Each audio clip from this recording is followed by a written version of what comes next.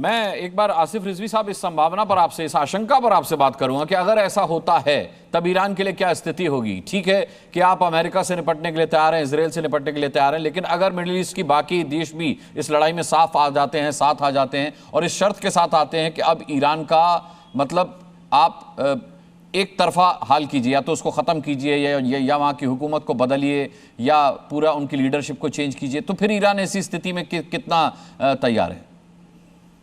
जी, जैसा कि हम लोग पहले देख चुके हैं, ये पिद्दी क्या पिद्दी का शोरबा क्या, जब इनके बाप कुछ नहीं कर पाए तो ये क्या करेंगे। मिस्र इजिप्ट से जो जंग हुई थी, कितने दिन में सरेंडर किया था ये सबको मालूम है। कुवैत कतर कितने दिन में सरेंडर किया था सबको मालूम है। अभी 2 साल 3 साल पहले जब कुवैत का जो हाल हुआ था सब जानते हैं। यूएई जो है, आपको बता दूं कि यूएई तो असल कुछ माने नहीं रखता है इसके लिए, ये सब कुछ नहीं है। लेकिन ईरान जो है बहुत सहनशीलता से काम करता है।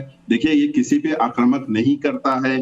फर्स्ट वार अभी भी यहाँ पे भी सभी पैनलिस्ट जैसे कह रहे हैं, फर्स्ट वार ईरान ने शुरू नहीं किया है, ईरान ने रिटेलिएट किया है। ईरान ने प्रहार जो ईरान पर हुआ उसका जवाब दिया है। ईरान में गल्फ में बहुत शांति थी, यहाँ पे कोई, आप ये बताइए क्या ये हॉर्मुज स्ट्रेट बंद था इससे पहले हमले के पहले? हम एज ए इंडियन में पूछ रहा हूँ, क्या हमारे लिए कभी कोई मुश्किल हुई?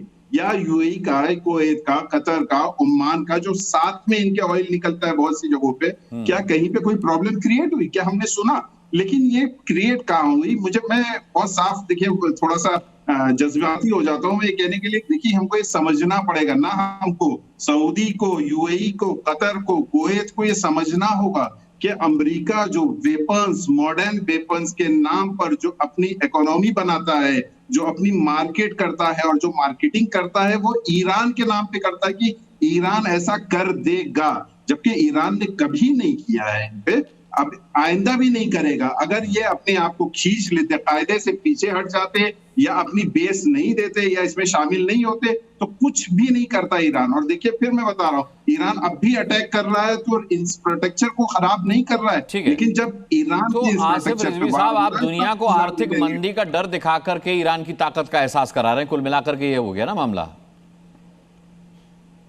जी, नहीं समझ पाया, फिर से मैं कह रहा हूं कि आप दुनिया को ग्लोबल रिसेशन का एक नजारा दिखाकर, एक धमकी देकर के ईरान की ताकत का एहसास करवा रहे हैं, इसका मतलब ये हुआ? जी बिल्कुल नहीं, ऐसा बिल्कुल नहीं है। ईरान ने अपनी ताकत स्ट्रेट ऑफ हॉर्मुज को बंद किए बगैर दिखा दिया था। लास्ट वॉर में जब 12th डे वॉर हुआ, उसमें क्या किया? ईरान ने हॉर्मुज बंद किया। आप बताइए, फैसला आप कीजिए, स्टेट ऑफ हॉर्मुज को क्या ईरान ने बंद किया?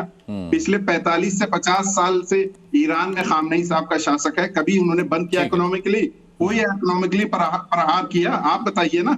ईरान ने मनवा दिया। इस वक्त इसराइल का जो हाल है वो पूरी दुनिया देख रही है। देखिए, मैं फिर आप टर्न करना चाहता हूँ, मैं वेपन्स की बात कर रहा हूँ। ईरान अमेरिका जिसकी धौस देता था, क्या कहता था कि जो है हमारे जेट और फाइटर्स और MQ-9 और हिरमिस 900, हिरमिस 400, ऑर्बिटर 4, हिरमिस 450, हाँ आप बताइए टॉमहॉक का क्या हाल हुआ?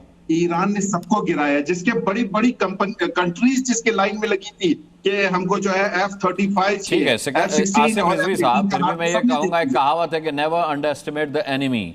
तो ठीक है, मैं भी यही कह रहा हूँ, मैं भी यही कह रहा हूँ, सही कह रहे हैं आप कि अमेरिका ने जो है अंडर एस्टिमेट कर लिया, जो कि उसको बहुत भारी पड़ा। नहीं, मैं ईरान को भी यही सलाह दूंगा।